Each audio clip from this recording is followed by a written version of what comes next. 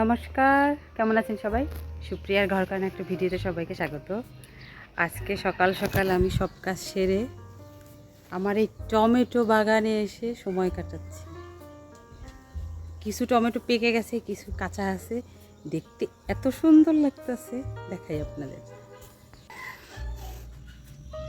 এই হচ্ছে বর্তমান টমেটো গাছের অবস্থা, দেখতে এত সুন্দর লাগতেছে। আর এই দেখেন, একেবারে টমেটো গাছের মাথায় পর্যন্ত টমেটো ধরছে, এত সুন্দর লাগতেছে দেখতে, কোনো একটা জায়গায় বাদ নাই।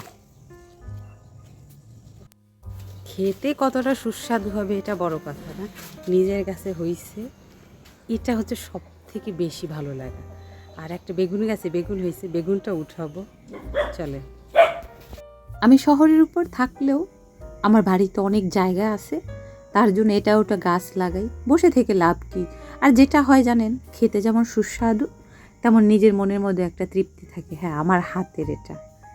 আমার শাশুড়ি আমার পাশে বসে বলতেছে যে আরও কয়েকটা গাছ এরপরে লাগাবা, বেগুন নাকি সারা বছরই হয়, এরপরে সেটাই করব। মোটামুটি এখন বাড়িতে ভালোই সবজি আছে। স্যারকে বলছি খুবই কম কোয়ান্টিটিতে সবজি আনবে। সে কি আর এসব শুনে, সে সবজি বাজারে গেলে তার মাথা নষ্ট হয়ে যাবে, কী দিয়ে সে কি আনবে না আনবে। দুনিয়ার সবজি আনছে, মাছ আনছে, আগে মাছটা কাটি পরে সবজি দেবে।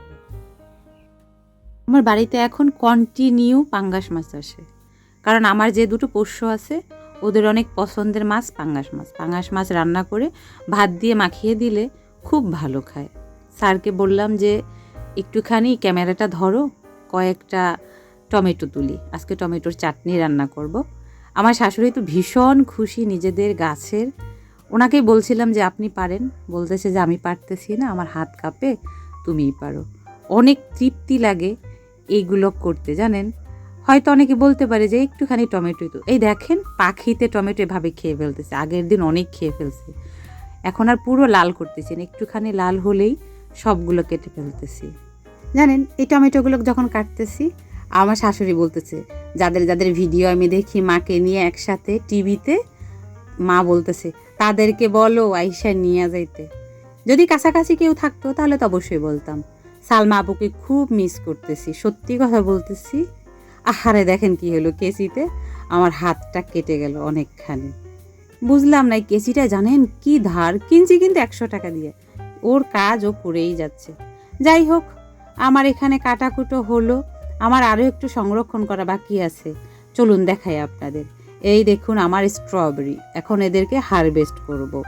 এত মজা লাগতেছে, আমার না কাটতে ইচ্ছে করতেছে না, কিন্তু লাল হয়ে গেছে, কখন আবার পাখিতে এসে খেয়ে ফেলে বা কাঠবিড়ালিতে খায়, তার উঠিয়ে নিচ্ছি। আমার শাশুড়ির কাছে এইটা একেবারে নতুন ফল, কখনো দেখেনি, নামও শোনেনি। আমাকে বলতেছে এটা খেলে কেমন স্বাদ লাগবে, আমি বললাম যে অবশ্যই খাবো, তখন বুঝতেন। আজকে তো মাছ পরিমাণ অনেক কম ছিল, কেটে কুটে রান্নাবান্না হয়ে গেছে। এখন আমি যাচ্ছি গেটের দিকে, কারণ আমার প্রিয় একজন মানুষ আসতেছে আমার দাদা, আমার মানে কলিজার টুকরা বলা যায়, আমার 2 ভাই, এর মধ্যে থেকে একজন আসছে। ফোন করলাম, বললো গাড়ি থেকে নামছি, রিক্সায় আছি, তার জন্য আমি গেটে আসলাম, কারণ রিক্সায় উঠলে বেশি সময় তো লাগবে না। দেখি কাণ্ড, আমি কিন্তু আমার বাপের বাড়ির একটা মাত্র মেয়ে। আমার দাদা যখন আসছে সকালবেলা, আমার কাকি এসব কাণ্ড করছে। আমি খুব বেশি পছন্দ করি এই কুমড়ো জালিগুলো, এটা আমাদের এখানে জালি বলে। এগুলো কতখানি দিয়ে দিছে, কুমড়ো ফুল দিছে। এই বছরে একটাও কুমড়ো ফুল খেতে পারিনি, আর দিয়েছে এই কুমড়োর কচি কুমড়োটা। আমার এর তরকারি এত ভালো লাগে, ইলিশ মাছ দিয়ে রান্না করলে আমি খুব বেশি পছন্দ করি। ব্যাস দিয়ে দিছে। আমাদের নিজেদের গাছের নারকেল, একদিন মাকে বলছিলাম এখানে নারকেলের অনেক দাম, আনার জন্যই না সমস্যা। আগে মা দিত পার্সেল করে, কুরিয়ারে আসতো। এবার দাদা আসছে বিদে 3টা নারকেল দিছে। দাদাও তো অনেক কিছু নিয়ে আসছে, আমার কাপড় জোবড় হ্যান ত্যান ইত্যাদি ইত্যাদি, এটাও নিয়ে আসছে। অনেক বেশি ভাল লাগতেছে, কিন্তু আমি 2 দিন পরে চলে যাব, কখন যে এগুলো খাবো। আর এই ছোটো ছোটো বেগুনগুলো আমার ওদিকে আঞ্চলিক ভাষায় বলে হৌলা বেগুন। আর দিছে কতখানি কুমড়ো শাক, এটা আমি এত বেশি পছন্দ করি। গ্রামের বাড়িতে যেহেতু কাকা কাকি সবাই তো কিছু না কিছু সবজি লাগায় আর সেটা এত সুন্দর হইছে। আমার কাকি এটা ভোরবেলা গিয়ে তুলে নিয়ে আসছে ওনার বাগান থেকে। আমার এত ভালো লাগতেছে, খুশিতে না চোখে জল চলে আসছে। আরও দিচ্ছে অনেক কিছু। এখানে আছে আমাদের ক্ষেতের কচু। এই কচুটাকে আবার মাইন্ডে নিয়েন না কেউ। পাশের বাড়িতে আমার ইনভিটেশন আছে আজকে দুপুরবেলা, তো ওদেরকে খাইয়ে আমি আসলাম। গেটের সামনে দাঁড়াই আছি, কেউ একজন এসে গেট খুলুক। আমি যে মেয়েটার কাছে তো পার্লারের সার্ভিস নেই, ওর বাসায়।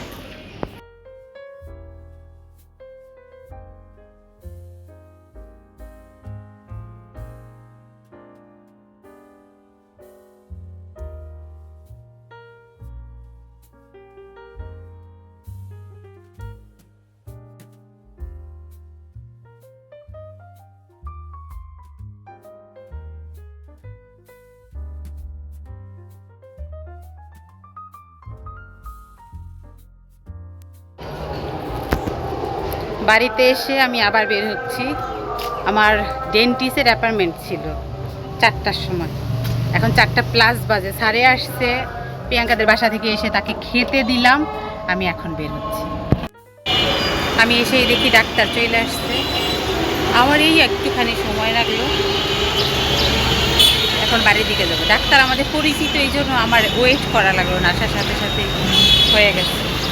এখন বাড়ির দিকে যাই, একটু কাজ আছে, সেটা সেরে যাব।